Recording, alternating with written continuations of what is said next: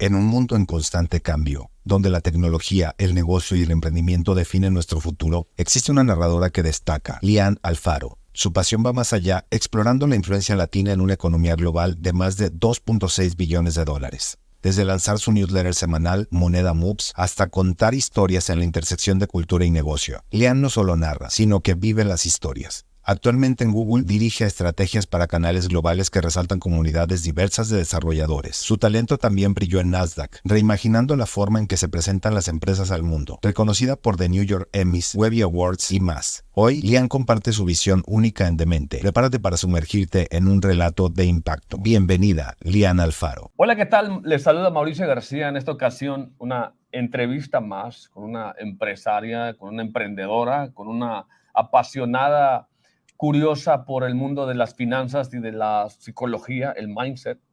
Vamos a estar haciendo esta entrevista, obviamente, en Spanglish. Y pues bueno, les acompaño, les pido que me acompañen dándole la bienvenida a Lyanne Alfaro. Lyanne, ¿cómo estás? How are you? I'm good, estoy bien, muchas gracias. Gracias por entrevistarme en el show.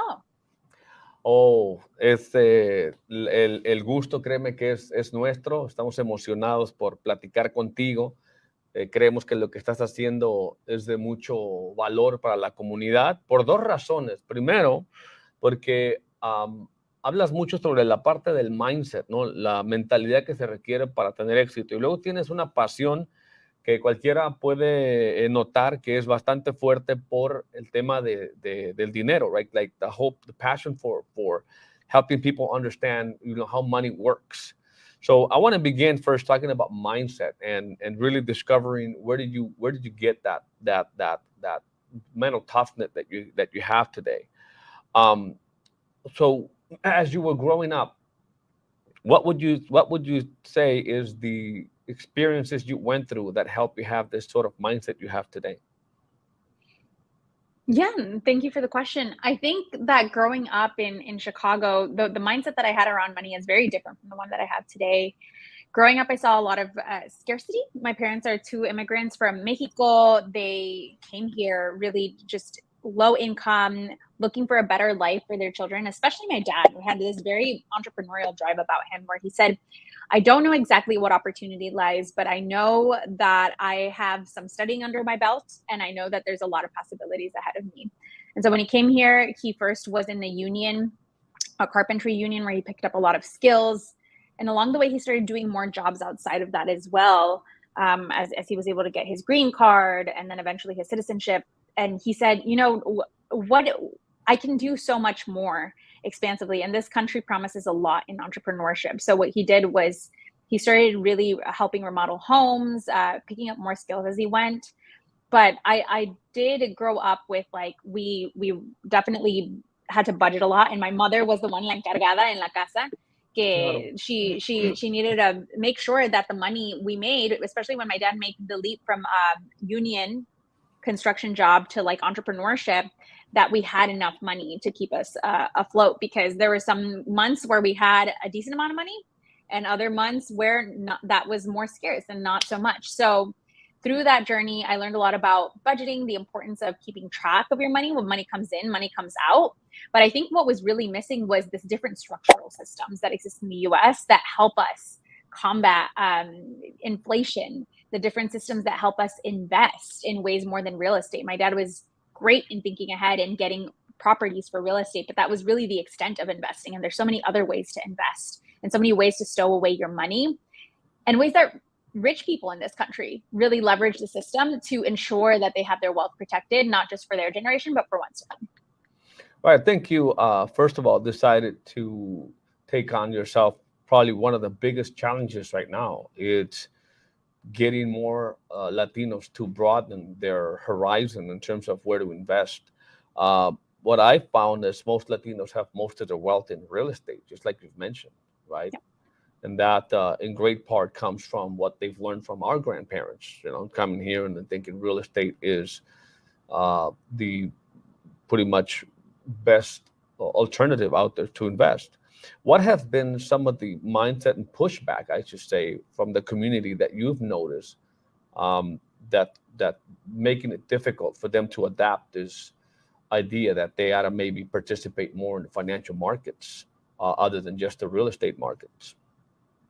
Yeah, you know, it's interesting through my platform, Moneda Moves, where I talk about Latinos, money, and our entrepreneurial contributions to the American economy, is that a lot of folks that are already on a like a entrepreneurship journey that have gone through some kind of like job experience, they have a sense of like, I should manage my money. There is some kind of foundation there. But there's also, and they deal with money every day, especially if you're an entrepreneur. You deal with cash flow, money in, money out. But Right. there's some sort of blocker where it comes to investing because of lack in banking institutions, especially in the U.S., because of history that's happened in the U.S., but also for immigrants and sons and daughters of immigrants, because a lot of immigrants dealt with an economic and debt crisis that happened in the 80s in Latin America. And so I think that this does go back to history, and it does go back to psychological. And there's all these traumas that our parents have come with, if they come from one of these countries that had one of these debt crises. And then the second layer is growing up as a child and having that scarcity mindset around you as you grow up, and the need to break out of that and invest in the future. So no, you may not have that money today, and yes, you're putting it in a pot to invest, right? Whatever vehicle you choose, but it's investing, it's projecting for your future. And real estate is something tangible. Maybe investing in the stock markets is a little less tangible of a vehicle, right? And then of course you get taxed if you tap into some of these pots before retirement, like a Roth IRA, right?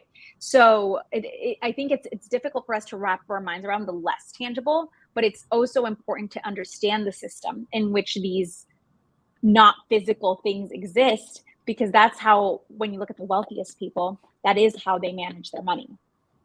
Yeah, no, absolutely, all right. I'm just, want to continue into the psyche analogy, or analysis, I should say, of what's happening in our community that's still keeping us so far. I mean, lagging. We're percentage of Latinos really participating in the financial markets is so little, right?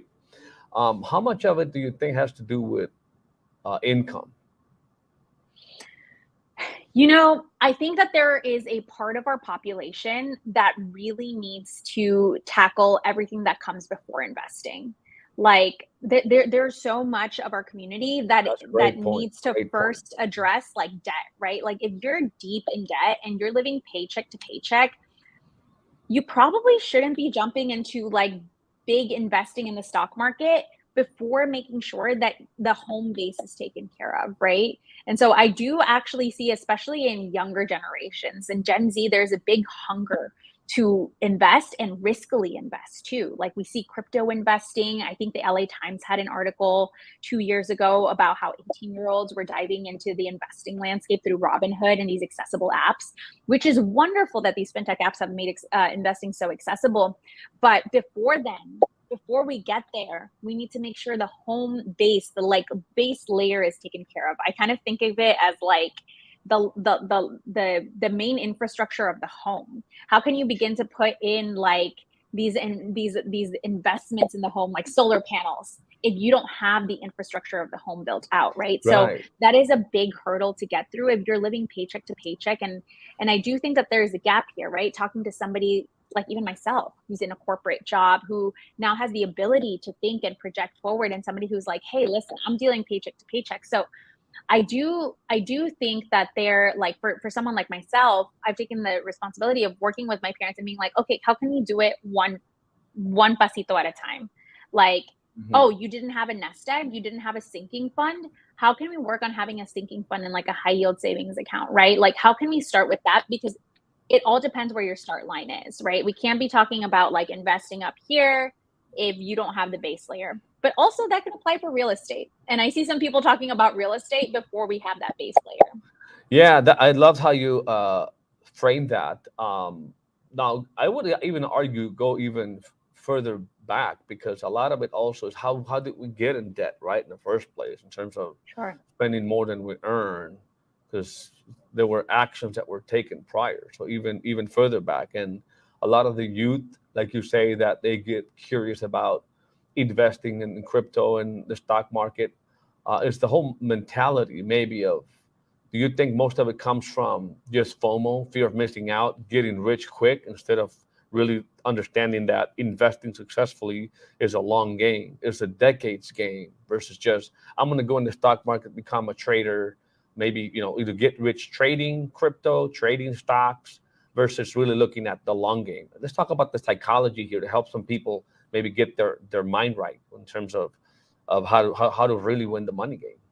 Yeah, and while I'm not a psychology expert, I mean, I can tell you that investing is absolutely a long game.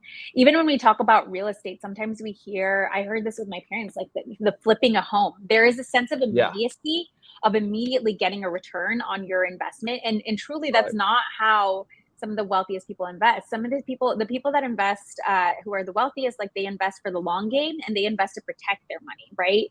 So we're literally combating inflation. Sometimes you protect from like getting taxed more heavily, right, when you're in those echelons. But when you talk about psychology, yes, I think that there's a certain like impatience, or a certain like, oh, the system doesn't work for me the same way it works for everyone else, because there's a sense of other there, right? Like, it's just like, oh, it might work for wealthy people, but I don't have that time. I don't have that kind of money, and I will not be successful in that way because the system was not built for me. But I think that doesn't take into consideration the time to truly understand the system, so you know how you can benefit from it, and how to like, and to ask for help, honestly, right? Like, I think that when I see people investing in crypto, it's often like a solo game. Like, of course, people will sit around a table and they'll say, oh, this is how much I invested, et cetera, et cetera. But like, there's no element of like financial planner, right? Like a certified financial planner to help you get an assessment of where all your buckets of money are and how you're planning for your future. So I think you need to have a plan. That's the other thing. Like, if you're just making immediate games or immediate calls, like, do you really have in mind what the long game is, right? So having that plan and being able to reverse engineer it does a lot of benefits for you, and also takes the stress out of it. Yeah, it's actually a lot of things, right? Go from the behaviors, how you deal with the money, to adapting this new mindset that it's not just about having investments. You can have investments. You can invest in the real estate and crypto and the stocks, but having the investments is not the same as having a plan. Like, I recognize that one of the biggest expenses we're all going to have in our lifetime is being able to be retired. I know you talk a lot about retirement, like being able to be retired for 20 years, maybe 30, maybe more, and depending on your assets to carry you through those times. That's quite of a challenge. I don't think there's even education is as expensive. Even a car or your home is going to be as expensive of having to live 30 years without having to work. And so as you try to advance your mission here with the community, what are some of the mindset you're having to wrestle with the most in terms of helping people have those aha moments to say, oh, okay, I get it. This is what I need to do. Yeah. So, I mean, again, most of my work has been journalistic, and I especially report on entrepreneurs and that kind of deal. So I am not a financial planner myself. I will say, like, in doing the research for my podcast and my listeners, a lot of them are first generation people who are trying to get their bearings, right? Like, they probably have like some kind of like level of higher education. They have been successful in going through corporate, getting a solid paycheck, and kind of stumbled their way through like finding out like how to invest, 401k, Roth IRA, high yield savings account, all those vehicles, I-bonds, to put your money in and start burning it away. But now they're ready to step into the next level. And there seems to be a gap between like the baseline and then the next level, right? Because a lot of these folks are first generation, which means that you're not only thinking about yourself, you're thinking about your family, especially in the Latino community. And you mentioned retirement. I recently wrote a piece about retirement for Hispanic executive. Taking care of an elder, according to AARP, can be anywhere from $8,000 to $10,000 plus a year. So that is a lofty investment, and that's not taking into account somebody emergency situation ends up in the hospital, and now you have emergency. So if I heard you right, you mean to say, I mean, I'm sorry for interrupting you. I just want to get it right. You're saying that, and this journalism, this work that you did involved executives, right? That what you said? And you said that they have about $10,000 in savings. Is that what you said? No. An That average? I'm sorry. AARP says that like to take care of elders costs about $10,000 a year. Okay. It was my audio. Yeah. Okay. To take care of elders takes about $10,000. Yeah, that's a lot. Yeah, so that's something to account into when we talk about retirement, right? So it's making sure that you're not taking care of only yourself, but also taking care of elders. So when in terms of the people that I serve and the people I write for, it tends to be first generation people. They have a solid career foundation, a solid salary. They're interested in entrepreneurship. There is a gap between, hey, I have my Roth IRA 401k, and oh, now I'm ready for the next level. To not just invest, but to build a company and build that kind of wealth that I can succeed in this company and then hand that down in terms of generational wealth. So that it's a whole new level of financial literacy, and it's all of these new psychological things that we deal with.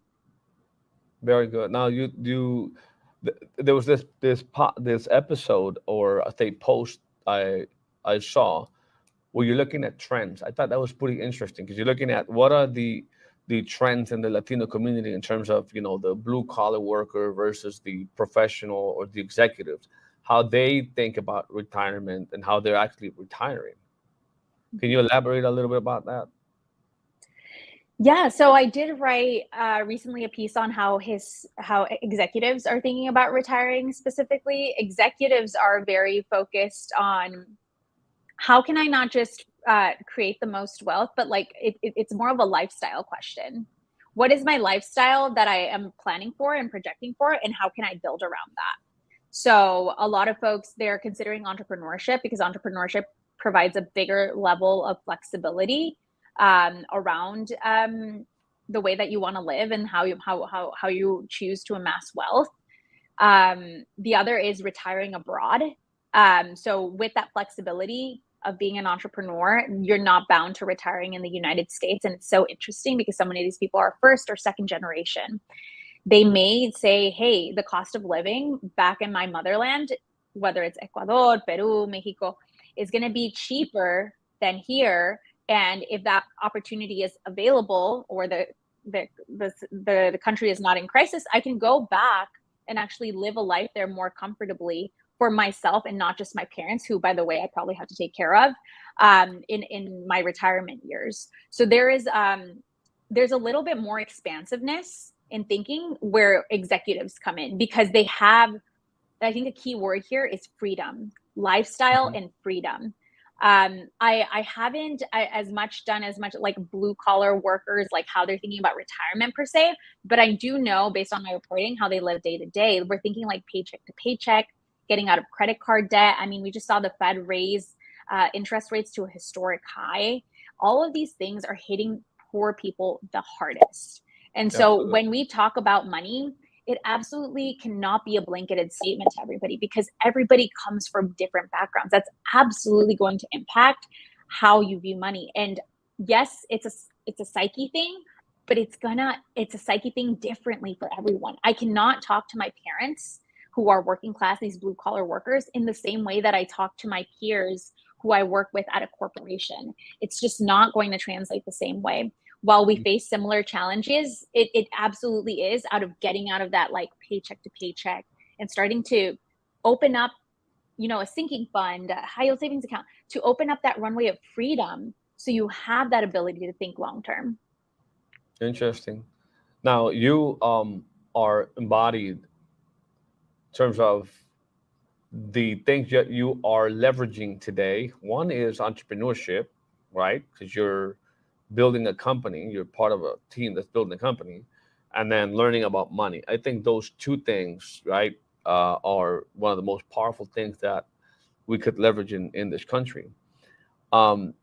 Question goes is, for somebody looking at entrepreneurship as a way of retirement, I guess what I'm trying to say is that it's a great idea, right? It's a good idea to use entrepreneurship as a vehicle that can get you to that next financial level. But we're trying to bring like this first generation Latinos that come in, and a lot of them do start businesses, restaurants and barbershops and landscaping, but there are other vehicles that they may not be leveraging. Have you identified what other vehicles can have more lever that most of our people are not doing? Like I see a lot of them gravitating towards real estate mainly, right? Or restaurants or barbershops or landscaping. What have you identified are some of the ones that are having the most success that are gravitating towards? Yeah, I think that that's a great question, and not one that I have like a ton of insight on, because I do focus on entrepreneurs, right? So entrepreneurs are making a big bet, like especially for first generation folks. They are, when it comes to friends and family for angel rounds of investing, right? Friends and family don't probably have a ton of money, so they're emptying their bank accounts. It's really, it is something that is tough. And you are looking for those angel investors when you first get started, or otherwise having a crowdfunded setup by your community. But when it comes to leveraging other things while being an entrepreneur, I haven't found a lot there. I'm curious to see if you might have any other insights, because I'm just thinking there's ways to stow away your money, but a lot of people do, like, that's just what I found. Like, a lot of people do empty their bank accounts to dive into entrepreneurship. Yeah, well, I mean, I can only offer what I went through. I've got in the financial space. I've been a financial strategist for 22 years, and that cost me almost nothing. I mean, I remember paying $150 to get an insurance license. That got me into my feet wet, and that took me from, I used to work at the factory, right, assembling cell phone batteries, to making 20 times what I make at the factory just by teaching college-bound parents how to save for college, and being able to set up these things that help them overcome the inflation of higher education. And so, I found that to be one of the best vehicles, and it changed my life. I'm not sure it's not the only one that's out there, but I do find it interesting how most people sort of gravitate, especially in our Latino communities, if they want to do a career entrepreneurship, real estate, whether it's to become a realtor or to invest in real estate. But that seems to be where most of the people gravitate to, and it's maybe just because they don't know of a better vehicle. I certainly didn't know, but I give credit to a lady from Colombia that basically said, "Hey, this is a better way, man. In this country, you're going to achieve what you want if you develop the abilities and the skills that can change people's lives, that can add value to their life. And then you become worthy of receiving riches and getting wealth."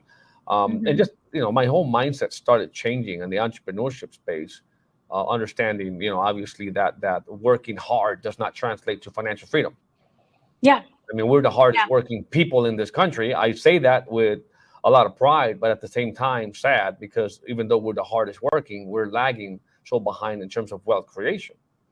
And there's a lot of reasons to that, but we're talking about what are the opportunities that we may not be taking advantage of that have the biggest leverage right now, especially in a big problem like the financial space, because it's such a big problem.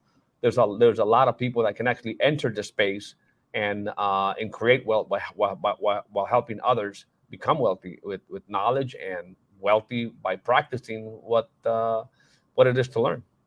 No, 100%. No, and I think, like, that's why conversations like this are crucial, right? That's why having the community come together and share, like, what information do you have? What information do I have? Being experts in our own rights in different parts, because Latinos and money is a broad space. Like, being able to share that information is so valuable.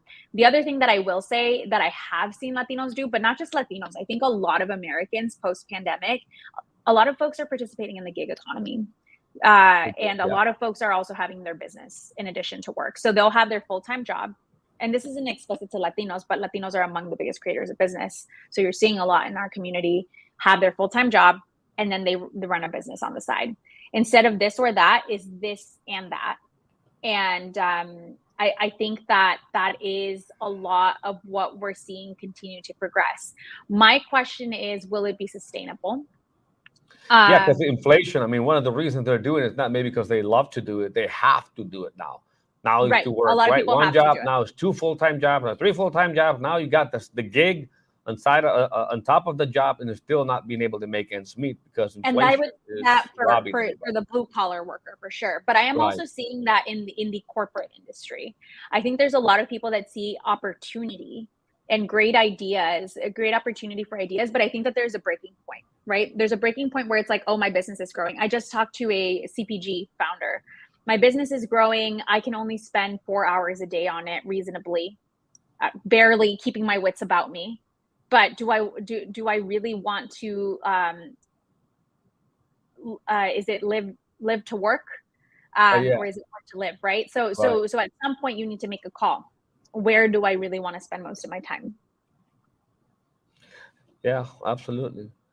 Now, in wrapping up, I'm just curious, how did you develop a passion for what you're doing? Like, how did you get into the financial space, even though it's not as a financial planner or strategist, but I see that you have this mission to educate the Latino community and maybe the public at large in terms of how money works and what to do about money. How does that come to be?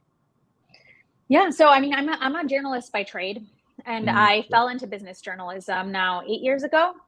At the biggest news industry magazines of the country. And so I was at Business Insider, CNBC. I was at the NASDAQ where I built out their media center. And really what I saw was opportunity. I looked in these newsrooms at a national level. New York is the #1 market for journalism. And when it came to money, we weren't talking about Latinos. Back then, we were only talking about Latinos as consumers. We buy a lot of things. And I knew that I came from a community where Latinos were producers of companies. They made things and they made immense contributions to the American economy. So I wanted to change that narrative and put it on its head. And of course, you can't talk about Latinos and money without talking about personal finances because of the history that we have in this country. It goes hand in hand. So a lot of the coverage that I've done is around that. In that, I've learned a lot myself, right? I don't have a degree in this, but it's been a lot of research. It's been a lot of doing what a journalist does, learning, listening deeply, learning as much as I can, and reporting about the community and what's going on so we can identify those gaps. And gaps, as the way I see it, are always opportunities. So there was a big opportunity in terms of reporting on Latinos and money. Yeah, I think that is where a huge opportunity lies. I think the biggest, most amazing financial story ever written in the Latino community is yet to be written because the problem is so big, right? Like I learned from one of my mentors who says, if the problem is big enough and the solution is big enough, then you have an opportunity to build the greatest story in business ever written. And I think there's no bigger problem right now. I mean, honestly, than the financial illiteracy in the Latino community, because that is there's a common thread that connects most of the problems we have. And I think someone needs to take the lead on that. As you were sharing your journey, how you became a journalist and all that, and saw the opportunity, I'm thinking, I don't remember when I used to watch TV, because I barely watched TV for years now. I always saw commercials on the Telemundos, Univisions, and they were all about go buy a car, right? And the only financial commercials were banks that are not really in business to make people money, but rather to take your money and make money with that money. But a lot of the like TD Ameritrades, like some of the other sort of commercials or brands that you can see on MSNBC or Fox Business and stuff like that, you would never see them on Univision or Telemundo. So I'm wondering, a $3 trillion economy now, the Latino community purchasing power, $3 trillion. It's mainly for consumerism rather than just for investing. But I think the opportunity it's there. What do you see in terms of in your research, just maybe the last 5 or 10 years, in terms of the shift in that world of money and how companies are turning at the Latino community, because there's the most I would say dynamic, a vibrant, fastest growing for sure community in the country right now in terms of where things are going to move? Or you feel that they were still being kind of ignored in that? No, I don't think we're being ignored. I think the attention has turned on us. I think the pandemic was a big turning point because people of color in general were put front and center. But with the Latinos, there was a lot of noise because of the financial hardships we were experiencing in some parts of our community. There was more noise than ever built around the importance of personal finance because we were going through many hardships through that. And I think that many people leaned into that, especially during the pandemic.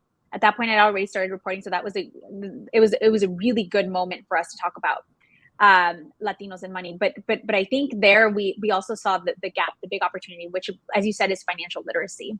Now that we have all this attention of these companies, they want our attention, they want our money, is what it comes down to. That's why there's so much attention on Latinos. Companies want a piece of that $3 trillion pie, of the 5th largest economy in the world. And so now it becomes even more important than ever for us to build community around Latinos talking about money, people who are motivated to create generational wealth, and to know what the heck are we going to do with this money in our community. The best way to know what we're going to do with this money in our community is to get organized, get educated, and know where our money is going. That comes down to where you bank, how you invest, right? Like, where are you pouring your money into? There was this incredible stat about how often a dollar leaves the Latino community, and it's pretty darn often. Despite the fact that we have this huge economy, there's a lot of money flowing out of the community. And this is not to say that we shouldn't buy things or work with people and do business across race, not at all, because that rhetoric is also extremely limiting. We need to be able to grow and expand, right? But we just need to be very cognizant of where our dollar is going. And in order to do that, we need to be educated about how the system works. That's just what it comes down to. Who's gonna use your money best, and who's gonna invest it in the best way for you? Yeah, what's just going around my head right now is obviously with 60 million plus Latinos. I know, being in the industry for a couple decades, that a lot of the planning happened across kitchen table. Before Zooms and before the virtual meetings, there was just hundreds and hundreds of thousands of financial professionals serving the English-speaking communities that helped a lot into that planning, whether some of it was to work, maybe a lot of people back in the day, the insurance agent coming to the house, and then the financial advisor coming to the house and helping you navigate through this process.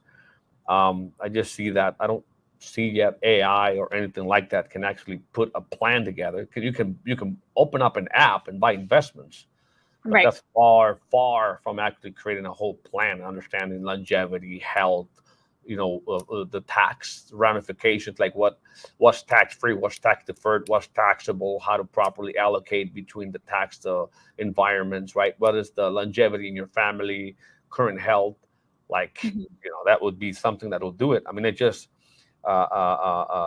create such a massive opportunity that I see 1 million Latinos entering the financial space instead of gravitating towards real estate. You have more realtors today than homes being sold, and that can help in this area of educating people financially. It's quite an undertaking, but it's quite an opportunity as well. We'll see if you do a little research on that, see how many real Latino professionals are serving the Latino community out there. I'm sure there's like a massive gap by the millions. That's fascinating. That's really interesting. You know what I mean? Because who is it going to be, a robo-advisor? Or is it going to be, I think that would be quite a work. So we could do another episode just on that, because I just don't see it the way it's been done. I'm not saying on the AI point in particular is what you mean. Yeah, exactly. Awesome.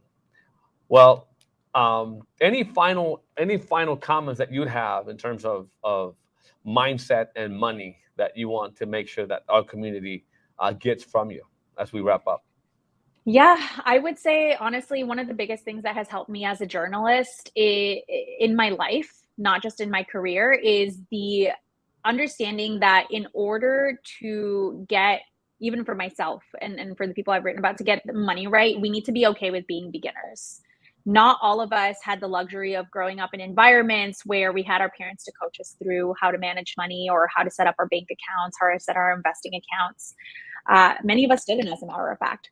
But what we do need to overcome, and what we do have the privilege of being able to do, is to get ourselves in the right mindset to be okay with being a beginner. and being okay with asking for help. Sure. That is where it Absolutely. starts, right? That's where it starts. Like, I want a personal finance planner. I'm going to go read up on these things. I'm okay with being a beginner, and I trust myself to get to the finish line. Just like anything else that's goal driven. I trust myself to get there, but I'm going to be consistent. I'm going to be diligent about this. If I'm going to hire someone, I'm going to do my due process to make sure that I feel like I can trust them, because that's a big thing about money. We need to make sure we get a second trust. opinion, get a third opinion, expand your, Right. your knowledge on that. Yeah.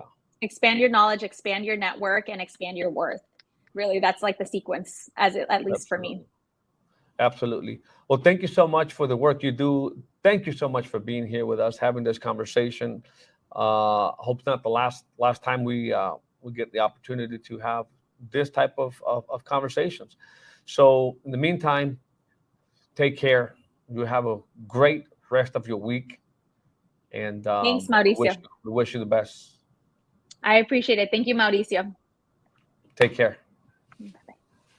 So, so that was quite a conversation, guys. I think one of the things that we need to be talking more and more is about, just money, the whole finance.